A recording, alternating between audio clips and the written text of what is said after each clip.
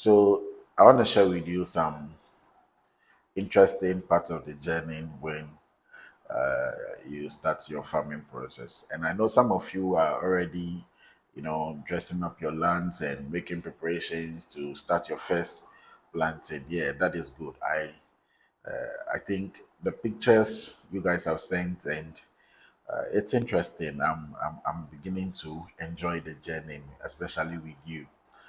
But now let me share something with you. Today I went to the farm. I've started a new project somewhere where I've not really farmed there before. So I started. So when I went, I realized that the prices or the cost of labor over there is a bit higher than where I used to do my project. So I was asking why, like I was thinking, oh, is it because of the new jurisdiction? So because of that, when I go to the farm and the guy be like, oh, this, I ask him the price and he tell me. I don't really think of any other thing because I realize that their prices are a bit more higher than where I was doing my project at first. So it didn't come across my mind to maybe make inquiries and ask people around so that I could get the actual figure. No. So I went to the farm and knowing enough, we've been planting some stuffs these days. So I asked the guy how much he'll plant. So when he asked me, and when I asked him and he tell me the amount, he just be like, hey, Charlie, it's expensive. Oh, don't you reduce it? He'll be like, oh, no, that is how they've been doing it here. It's like, hey, really? Okay. Because it's a new environment and I want to, get a new crop of workers over there so that it will make my job a bit easier for me. So I really didn't mind about the people or the amount. Not knowing, one thing you have to take into consideration as far as farming is concerned is that you need to record everything. Because at the end of the day, if you don't trace your expenses, you run at a loss. So I thought along the line, I realized that the things are getting more expensive. And when I do my calculation and realize that, Charlie, when I do the way I'm paying for this, assuming that I go and do, maybe I harvest, that my profit margin will be very minimal. So I started making inquiry. Could you imagine that services that he should have rendered to me at 40 CDs, he rendered it to me at 70 CDs? So almost all the services, there's one of the services he has to render to me at 120 CDs per 12 by 12 square. He did that same thing at 150 CDs.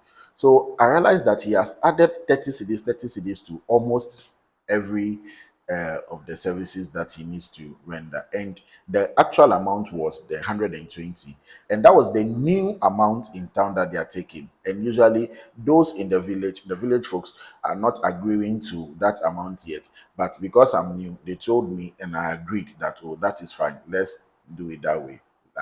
But he even increased it. So, one, these are my advices to you. No matter the amount you've been mentioned or you've been given when you go or you want to start your project, one thing, ask from the people in the town or in the village. Make sure you ask the people around you. Don't stick to the amount that the laborers have given to you. Because sometimes, even if maybe you may think that the amount is low and that they are doing you well, bro, they are not doing you well. Sometimes some of the things you may think that maybe they mention 50 CDs and you think that, oh, maybe matching it, it is okay. You may even maybe like ask for reduction where maybe they reduce it to 40 CDs, not knowing the actual service is supposed to be rendered at 20 CDs. You need to take note of those things, because if you don't take note of those things, you will go and come back and say that farming is not profitable. Meanwhile, it is. It's because you couldn't track maybe your expenses and you couldn't check and then compare and contrast costs. That is so important, because if you don't do that, you will go, you will do the farming, do all the hard works, everything, and come back and say, no, Charlie, this job is not profitable. Yes, so Those are the things that you should take note of. Make sure you check the prices, compare from two sides or three before you agree on the one to pay. And if you, before you pay, and even some of the things, you should learn to do them yourself. You should learn to do some of the things yourself. Like with this side application, you need to learn to do it yourself. Get the right people, visit people in the farm, check the way they do their measurements. Then you equally apply the same. Now, imagine that you said you are a new beginner and you want to farm. And do you know how much they fetch water for, let's say, in a container? It's at a cost.